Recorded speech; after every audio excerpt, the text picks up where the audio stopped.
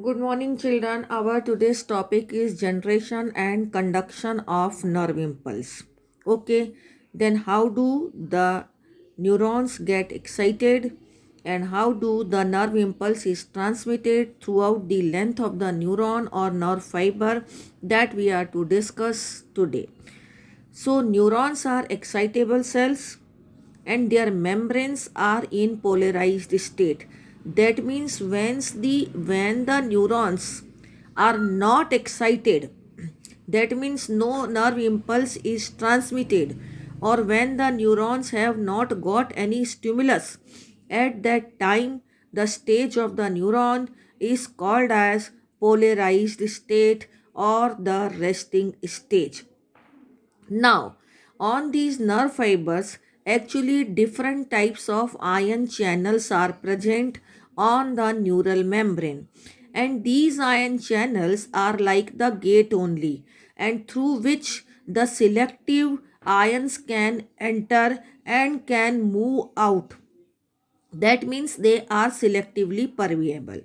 Now, when the neuron is not conducting any impulse, that stage of the neuron is called as resting stage, or this resting stage is called as polarized state also. Now, if we imagine the structure of the neuron, so we can imagine it this way. That suppose this is the axonal membrane of the neuron, and this is the cytoplasm of the neuron, which is the neuroplasm, and this can further be divided as exoplasm and endoplasm. So this is the plasm which is near to the membrane is called as exoplasm. This is called as exoplasm. This is also the exoplasm which is near the membrane. Actually, it is a cytoplasm only, but it is near the membrane.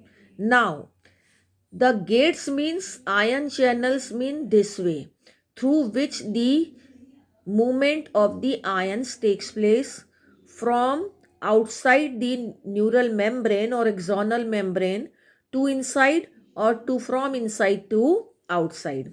Now there are three stages of the nerve fiber or of the neuron. First stage is a polarized state, and resting stage it is called as. So in polarized stage, this neural membrane is impermeable to sodium ions. It is impermeable to sodium ions. That means sodium ions remains outside the membrane, so that the membrane is positively charged outside and it is negatively charged inside. However, the potassium ions are present inside, but the content of potassium ion is lesser than the sodium ions. So it is negatively charged inside and positively charged outside. One more reason of negatively charged inside is that inside the negatively charged proteins are present, so that the membranes become negatively charged inside and positively charged outside. This stage of the membrane is called as resting stage. Okay, this is being explained here, that axonal membrane is comparatively more permeable to potassium ions and nearly impermeable to sodium ions. Sodium ions cannot enter inside the membrane in the resting stage, so that the membrane is negatively charged inside because of the presence of negatively charged protein in the exoplasm, and the potassium ions are also there. But again I am repeating that sodium ions are more outside, which is making the membrane positively charged outside, and negatively charged protein and less sodium potassium ions are inside, so that the membrane is negatively charged inside. Okay. Now, potassium and negatively charged protein and low concentration of sodium is there inside. In contrast, the fluid outside the axon, बाहर की तरफ क्या है, low concentration of sodium and high concentration of low concentration of potassium and high concentration of sodium. As I have written the sodium, we can even write the potassium, but it is in low concentration, and potassium is more concentration inside and sodium is in low concentration inside.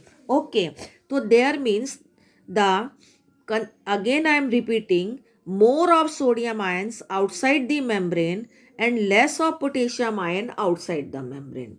But inside, more potassium ions, less sodium ion and negatively charged proteins, which makes the membrane inside negatively charged and outside positively charged in the resting stage. These ionic gradient across the resting membrane are maintained by the active transport of ions by sodium potassium pump. Sodium potassium pump means through the gate how many exchange of ions takes place. So when three sodium ions move outwards at the same time through this pump or through this gate, only two potassium ion get into the nerve membrane. As a result, outer surface of the axonal membrane possess the positive charge while the inner surface possess the negative charge. This all description is about the resting stage, and this resting stage longitudinally I have drawn it this way, that the more the sodium ion, less potassium ion outside the membrane, and more potassium ion and negatively charged protein and less sodium ion present inside the membrane in the resting stage, so that it becomes positively charged outside and negatively charged inside. Again the same diagram is drawn here also, that it is positively charged outside and negatively charged inside. Now the next stage, the difference of the potential in the resting stage, that is potential difference or electrical potential difference across the membrane in the resting stage, is called as resting potential. Now when this nerve fiber get stimulated or excited due to a stimulus, then it will become depolarized. So this stage is the stage of depolarization, when a action potential has got generated. So this action potential will not get generate throughout the length, rather it will generate in the small part, and this wave of action potential then will move forward.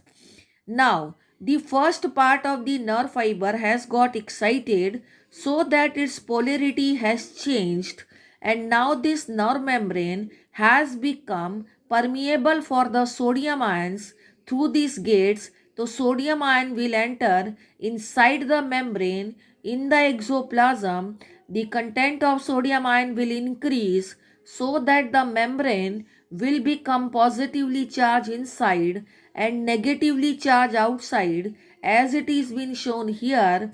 This stage of the membrane is called as depolarized stage, and here electrical difference which has developed is called as action potential, and this is the wave of depolarization has started here.